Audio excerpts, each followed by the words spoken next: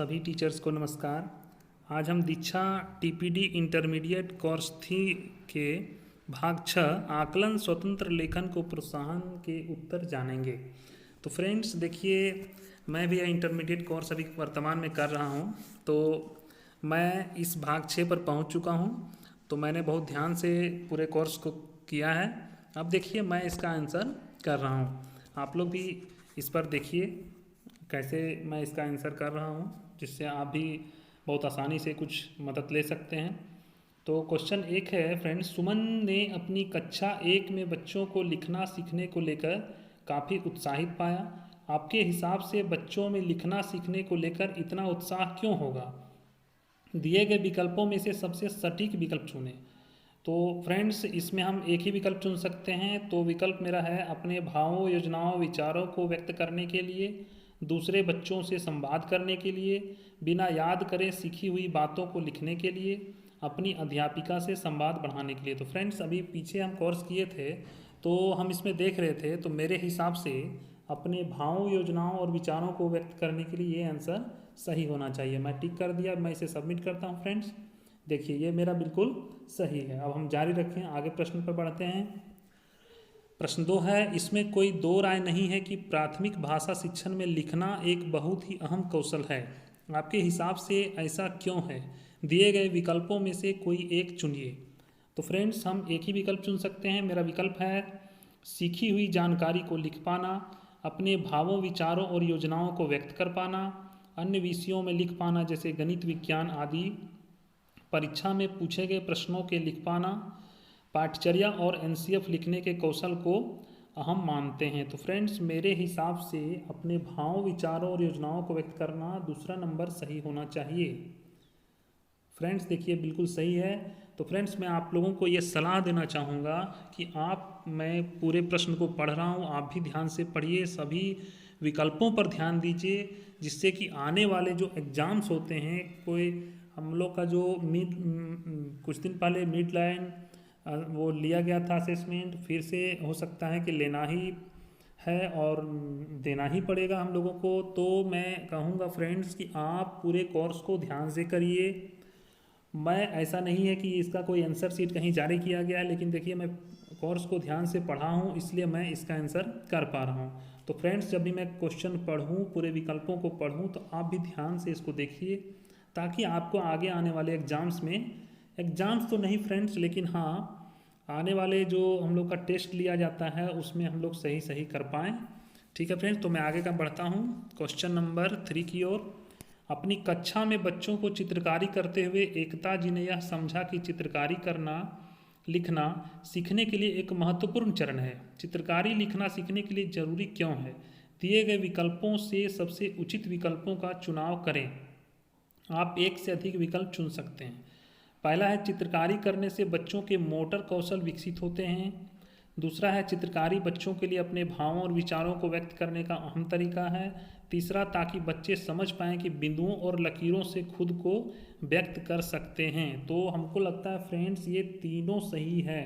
देखिए मैं 3 टिक कर दिया हूँ, सबमिट कर रहा हूँ। देखिए फ्रेंड्स ये मेरा विकल्प सही है, आप भी कर पाएंगे। फ्रेंड्स आप सारे कोर्स को बहुत ध्यान से कीजिए, ये हम लोगों के बेहतर विकास के लिए किया गया है, ताकि हम बच्चों के बीच जब विद्यालय खुले तो हम अपने आप को एकदम परिपक्व, परिपूर्ण होकर अपने क्लास में जाएं, ताकि हमको कहीं तरह का कोई दिक्कत नहीं हो। फ्रेंड्स हम आगे बढ़ते हैं। फ्रेंड्स हम लोग क्वेश्चन नंबर 4 में आते हैं। अपनी कक्षा में लिखना सिखाने के लिए मंजू जी हमेशा बच्चों को ब्लैक बोर्ड पर लिखी चीज़ें अपनी कॉपियों में उतारने को कहती है।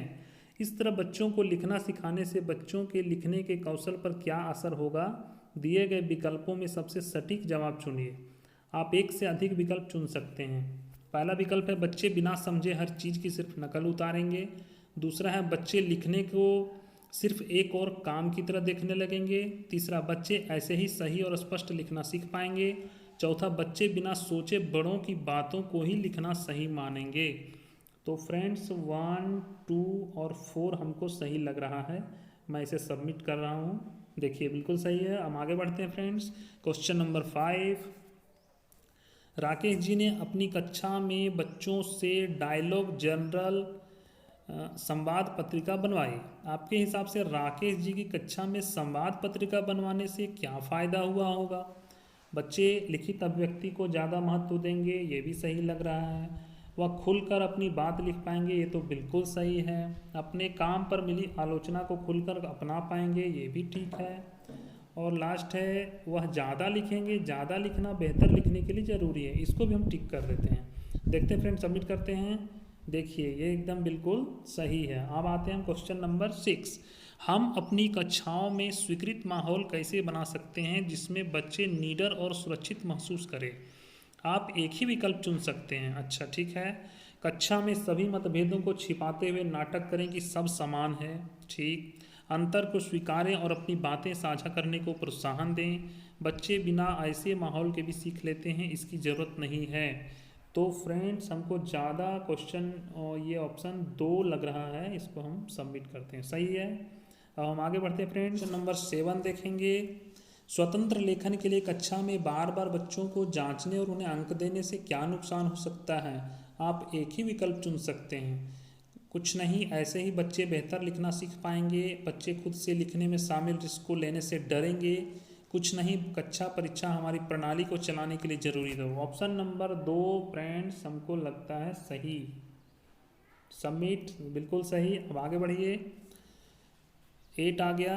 बच्चे स्वतंत्र लेखन के जरिए अपने अनुभव अपने सहपाठियों के साथ बांट सकते हैं। बच्चे को अपने कौन से अनुभव अपने सहपाठियों के साथ बांटने चाहिए और कौन से नहीं, ये फैसला किसे लेना चाहिए? तो देखिए फ्रेंड्स, ये हम अभी कुछ देर पहले वीडियो में देखे थे। ये हम जान लीजिए बच्चा ही लेना है हर हाल में, है ना। तो ये बच्चा का ऑप्शन सही है। आगे बढ़ते हैं फ्रेंड्स, सबमिट करते हैं। देखिए सही है। फ्रेंड्स, आप मेरे चैनल में नए हैं तो इस तरह के वीडियो पाने के लिए आप मेरे चैनल को सब्सक्राइब करें, मुझे सपोर्ट करें। ठीक है फ्रेंड्स, मैं आगे बढ़ता हूँ। 9 है फ्रेंड्स। नेहा अपनी कक्षा में बच्चों से कोई भी लेख लिखवाने से पहले ब्रेन स्टॉर्म या विचार मंथन करवाती है। इससे बच्चों को लेख लिखने में मदद कैसे मिल सकती है? आप एक से अधिक विकल्प चुन सकते हैं। बच्चे बिना डर के खुलकर अपनी बात साझा कर पाते हैं। इससे विचारों का बैंक तैयार हो जाएगा जिसे बच्चे अपने लेख लिखने में इस्तेमाल कर सकते हैं। लिखने से पहले ही बच्चे अलग अलग विचारों पर सोच पाएंगे। तो फ्रेंड्स 1 और 2 मैं देखता हूँ। देखिए बिल्कुल सही है। क्वेश्चन नंबर 10 आइए। कुमुद स्कूल में नई शिक्षिका है। वह बच्चों को खुद की बनाई कहानियाँ लिखने में मदद करना चाहती है। वह किस तरह से बच्चों को कहानियाँ लिखने में मदद कर सकती है? तो पहला है, जिस तरह की कहानी कुमुद लिखवाना चाह रही है उसी तरह कहानियाँ बच्चों को सुनाकर, ये भी सही लग रहा है। बच्चों को उपयुक्त उपाख्यानों और घटनाओं को साझा करने के लिए प्रोत्साहित करना, ये भी ठीक लग रहा है। कहानियों का खाका, तैयार खाका खाली स्थान भरो के रूप में देना ताकि बच्चों को सिर्फ कुछ ही शब्द लिखने हो, ये ठीक नहीं लग रहा है। 4 देखते हैं। चित्रों और तस्वीरों का इस्तेमाल कर ताकि नए विचार सोचने और लेख लिखने की प्रेरणा मिल सके, ये भी देख लेते हैं फ्रेंड, सबमिट कर देते हैं। ये बिल्कुल सही है। क्वेश्चन 11 देखिए। CCR दृष्टिकोण से बच्चों के काम पर प्रतिक्रिया देने के क्या फ़ायदे हो सकते हैं? फ्रेंड्स CCR के बारे में हम लोग पढ़े हैं, कमेंट, कमेंट और रिकमेंट, ये CCR है ना। देखिए इसका ऑप्शन है, इसमें शिक्षक लेखन का उदाहरण बच्चों के सामने रखते हैं जिससे बच्चों को लिखने में सीधी मदद मिल पाती है। बच्चे को अपने काम पर रचनात्मक प्रतिक्रिया मिलती है जिससे वह लिखते रहने के लिए प्रोत्साहित नहीं होते हैं। इस तरह से बच्चे धीरे धीरे खुद ही अपने काम को ठीक करने लग सकते हैं। चौथा, इस तरह से लेखन बच्चे के लिए एक सार्थक प्रक्रिया बन जाती है। और 5वां है, इसमें बच्चों को लिखने के लिए क्रम में सारे विचार मिल पाते हैं। तो फ्रेंड्स इसमें ये मैं 2, 3 और 4 दे के देखता हूँ क्योंकि ये मुझे सही लग रहा है। फ्रेंड्स ये बिल्कुल सही है। तो आपने देखा कि ये मेरा आकलन भाग 6 स्वतंत्र लेखन को प्रोत्साहन के उत्तर जानेंगे, इसका आकलन मैंने कंप्लीट कर दिया। अब मैं आपको आगे भाग 7 बताऊंगा और आगे इसका जो मुख्य प्रश्नोत्तरी होगा उसको बताऊंगा। आप मेरे वीडियो को इसी तरह लाइक कीजिए, कमेंट कीजिए और मेरे चैनल को ज़रूर सब्सक्राइब कीजिए। धन्यवाद।